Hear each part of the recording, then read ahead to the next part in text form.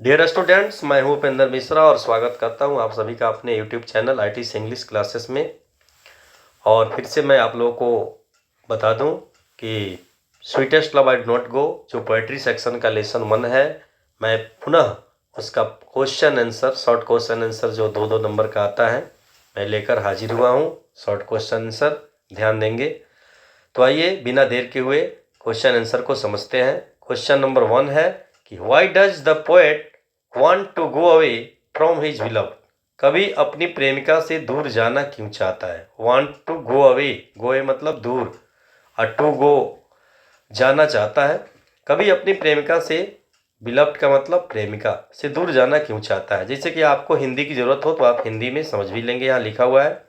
Answer हो जाएगा the poet wants to go away from his beloved because death is certain। कवि का मानना है कि मौत तो निश्चित है, एक न एक दिन जरूर आनी है, इसलिए he wants to amuse himself। कवि अपनी प्रेमिका से दूर इसलिए जाना चाहता है क्योंकि मृत्यु निश्चित है, वो जानता है, इसलिए वो अपना मन बहलाना चाहता है। वो थोड़ा दूर जा करके यह देखना चाहता है कि भाई दूर रह के कैसा मैं एहसास कर रहा हूँ। नेक्स्ट क्वेश्चन है what are the things the sun does not have. मैंने वह कौन कौन ऐसी चीज हैं जो सूरज के पास नहीं है? तो आंसर में है कि the sun does not have sense and desire, कि सूरज के पास सेंस और डिजायर नहीं है, यानी कि उसके पास इंद्रियां और इच्छाएं नहीं है, बुद्धि और इच्छा नहीं है, दिमाग और इच्छा नहीं है। और फिर ही हैज नो या not any sort away to complete his journey, और अपनी यात्रा पूरी करने के लिए सूरज के पास कोई छोटा रास्ता नहीं है। नेक्स्ट क्वेश्चन है what will make the speakers, यहाँ एपॉस्ट्रोफी एस रहेगा, छूट गया है, स्पीकर्स जर्नी स्पीडियर। कवि की यात्रा को क्या तेज बना देगा? तो ध्यान देंगे, the speakers has more wings and native that will make the speakers journey speedier. कवि के पास अधिक से अधिक पंख होंगे और उनके पास नेटिव हैं जो उनकी यात्रा को तेज बना देंगे। Next question what makes man's power feeble. मनुष्य की शक्ति को छीण क्या बना देती है? आइए जानते हैं, अगले स्लाइड में इसका आंसर है।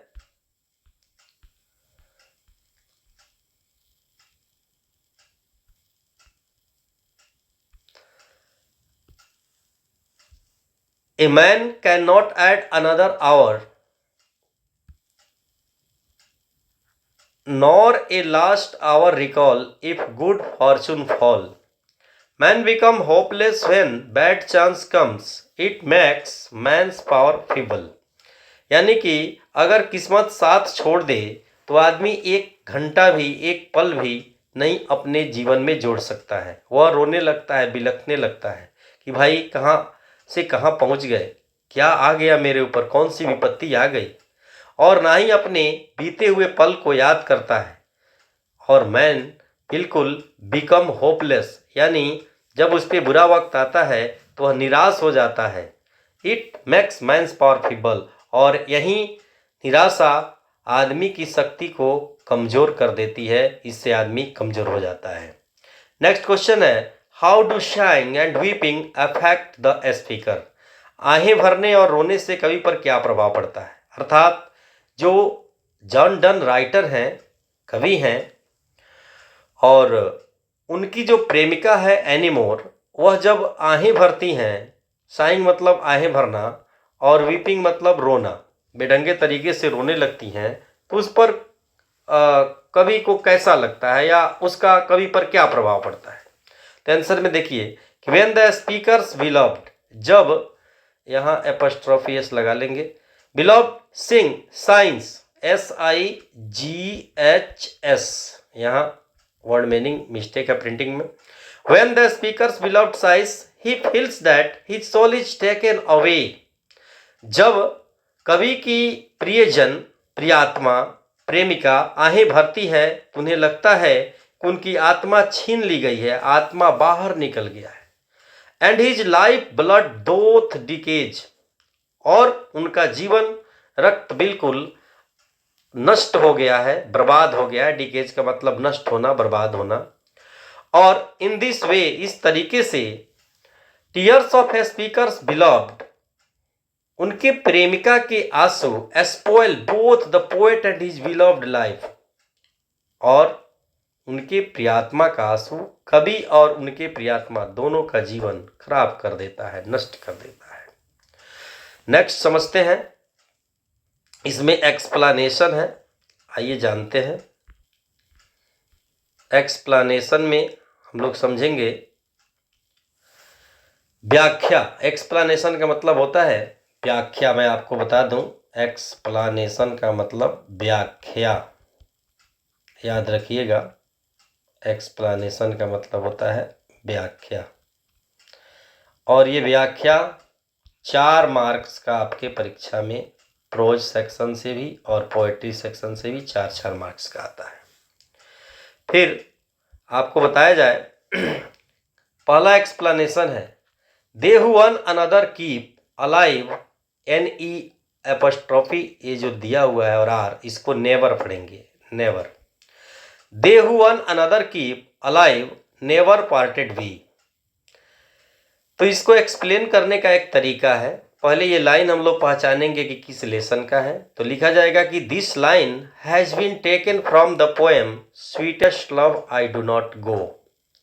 यह पंक्ति sweetest love I do not go poem से लिया गया है, which is written by John Donne, जो जॉन डन के द्वारा लिखा गया है। ही वॉज बॉर्न इन 1572, उनका जन्म 1572 में हुआ था, एंड डाइड इन 1631, और वे 1631 में मर गए थे। He was a metaphysical poet, वे एक आध्यात्मिक कवि थे।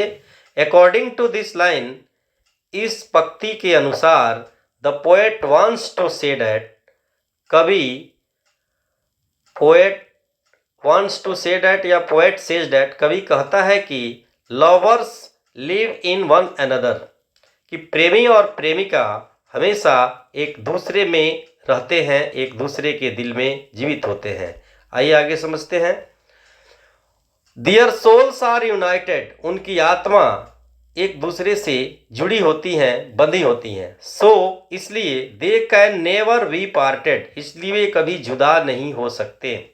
दे may only look separated physically, वे शारीरिक रूप से केवल अलग दिखते हैं, but they are never separated spiritually, लेकिन वे आध्यात्मिक यानी आत्मिक रूप से, आध्यात्मिक नहीं, स्पिरिचुअली का मतलब आत्मिक रूप से कभी जुदा नहीं होते हैं। They live in each others heart perpetually, और वे सदैव एक दूसरे के हृदय में रहते हैं। परपेचुअली का मतलब निरंतर होता है, लगातार होता है, याद रखिएगा, सदैव होता है, निरंतर। फिर आगे दूसरा नंबर, ये जो एक्सप्लेनेशन है इस लेसन का, वो देखेंगे। O how feeble is man's power, मानव की शक्ति कितनी कमजोर हो गई है। That if good fortune fall, यदि गुड मतलब अच्छा, फॉर्चून मतलब भाग्य, फॉल मतलब विनाश हो जाना, यदि उसके अच्छे भाग्य का विनाश हो जाता है, अर्थात उस पर कोई बुरा वक्त आ जाता है, उस पर दुर्भाग्य का पहाड़ टूट पड़ता है, can not at another our, वह एक पल भी अपने उस क्षण में, उस स्थिति में नहीं जोड़ पाता है। Nor a last hour recall, और ना ही अपने खोए हुए पल को, अपने अंतिम पल को जिसको उसने खुशियों में बिताया था, याद कर पाता है। ये लाइन दे दिया और कहेगा बताइए कि इसको एक्सप्लेन कीजिए, और आपको 4 मार्क्स का पूछ देगा, 4 मार्क्स याद रखेंगे, 4 मार्क्स। इसको मैं हटा दूं, थोड़ा सा इधर कर दूं जहां नहीं लिखा हुआ है, ताकि आपको समझने में कोई परेशानी ना हो। आइए मैं समझाता हूं। फिर उसी तरह सेम इसको भी लिखेंगे, this line has been taken from. सबसे पहले पहचानिए कि यह किस पोएम से है। तो चूंकि sweetest love I do not गो आप लोग पढ़ रहे हैं तो जल्दी पहचान लेंगे, लेकिन एग्जाम तक आपके पास 10 लेसन हो जाएंगे, उस समय एक्सप्लेनेशन की लाइन पहचानना थोड़ा मुश्किल होता है अगर ध्यान में न रहे तो, इसलिए आप लोग ध्यान में रखेंगे। This line has been taken from the poem sweetest love I do not go. एक और ट्रिक भी आपको बता दिया जाएगा जिससे आप किसी भी प्रकार का एक्सप्लेनेशन परीक्षा में एग्जाम में अपने पकड़ लेंगे कि किस लेसन का है, आपके कैचिंग में आ जाएगा, दिमाग में आ जाएगा। तो कैसे लिखेंगे? ठीक जैसे फर्स्ट वाला लिखे हैं उसी तरह इसका हेडिंग बनाएंगे। This line has been taken from the poem sweetest love I do not go which is written by a metaphysical poet John Donne. यानी यह लाइन, यह पंक्ति sweetest love I do not go कविता से ली गई है जिसके कवि जॉन डन जी हैं और उन्होंने ही इसे लिखा है। He was born in 1572 in London. उनका जन्म 1572 ईस्वी में लंदन में हुआ था एंड डायड इन 1631 और 1631 में वे मरे थे। अकॉर्डिंग टू दिस लाइन, इस पंक्ति के अनुसार the poet wants to say that man's power is very weak. कवि कहना चाहता है कि मानव की शक्ति काफी कमजोर हो गई है। इफ बैड टाइम्स कम्स, यदि उस पर बुरा वक्त आता है, bad time comes, he can not exist another moment, तो वह एक पल भी जीवित रहना नहीं चाहता। And loss hour can not be recalled, और अपने खोए हुए पल को याद भी नहीं करता।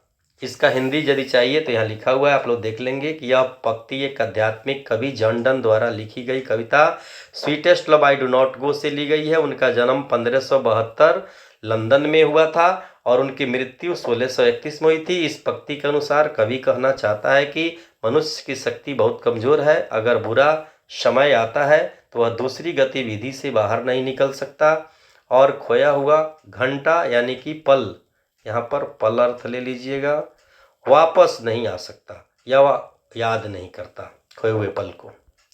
नेक्स्ट आप लोग देखेंगे इसमें का एक्सप्लेनेशन। थर्ड नंबर है, but believe that I shell make a speedier journey and since I take more wings and suffers than he। इसको भी ठीक वैसे ही लिखेंगे कि this line has been taken from the poem sweetest love I do not go. यहाँ देखिए sweetest love I do not go which is composed by John Donne या which is written by John Donne. He is also known as a metaphysical poet, वे metaphysical poet के नाम से जाने जाते हैं। ही वॉज बॉर्न इन, यहाँ देखिए इन होगा IN, क्योंकि ईयर से पहले इन लगाते हैं और तारीख से पहले ऑन लगाते हैं। डेट कहीं हो तो ऑन लगाइएगा और ईयर है 1572 तो इन लगाइएगा। आगे इन लंदन यानी 1572 यानी 1572 लंदन में हुआ था। According to this line the poet wants to say that, इस पंक्ति के अनुसार कवि कहना चाहता है कि he has sense desires more wings, उसके पास सेंस है, इच्छाएं हैं, मोर विंग्स अधिक से अधिक पंख है, एंड नेटिव, और फिर उनके पास और क्या है ये भी जानिए, आपको बता दिया जाए कि विल मेक ही जर्नी, यही सब चीज उनकी यात्रा को एस्पीडियर मतलब गतिमान कर देगा। And he will come back her sooner than the sun, और वे अपने प्रेमिका के पास सूरज से भी तेज गति में यात्रा करके पहुंच जाएंगे, जल्दी वापस आ जाएंगे। चलिए ये इसका हिंदी है, पढ़ेंगे आप। वर्स लाइन कुछ ट्रिक जान लीजिए कैसे, मैं बोला था ना कि कुछ ट्रिक है जिससे हम लोग एक्सप्लेनेशन के पंक्तियों को, ऑब्जेक्टिव्स के पंक्तियों को पकड़ लेंगे। जिस पोएम के लाइन में ओल्ड मीनिंग, इस चैप्टर में ज़्यादातर ओल्ड मीनिंग मिलेगा, जैसे कि गो, ये देखिए लिखा है गोई, पढ़ेंगे गो। ये THEE है, दी, MEE मी, इस सब का नया मीनिंग गो, इसका ME मी, इसका DIE डाई, इसका सन्नी लिखा है लेकिन सन। ओल्ड इंग्लिश के वर्ड को पढ़ा जाता था कुछ और, लिखा जाता था कुछ और, उसका प्रोनाउंसिएशन अलग अलग होता था। तो आपको मैं बता दूं कि old English, middle English, modern English, इन सब के बारे में स्टोरी ऑफ इंग्लिश में पढ़ना है और उसका वीडियो एक अलग से मैं बना के डाल दूंगा और ये चैप्टर समाप्त होता है। इसके बाद इस चैप्टर का ऑब्जेक्टिव सीरीज आपको अलग से कराया जाएगा। यदि आप ऑब्जेक्टिव सीरीज देखते हैं तो आपको काफ़ी जो है कि नॉलेज मिलेगा, काफ़ी ज्ञान मिलेगा, जिससे आपको एग्ज़ाम में किसी भी तरह की प्रॉब्लम का सामना नहीं करना होगा। चलिए तो मिलते हैं अगले वीडियो में। धन्यवाद। चैनल को लाइक और सब्सक्राइब करना नहीं भूलें।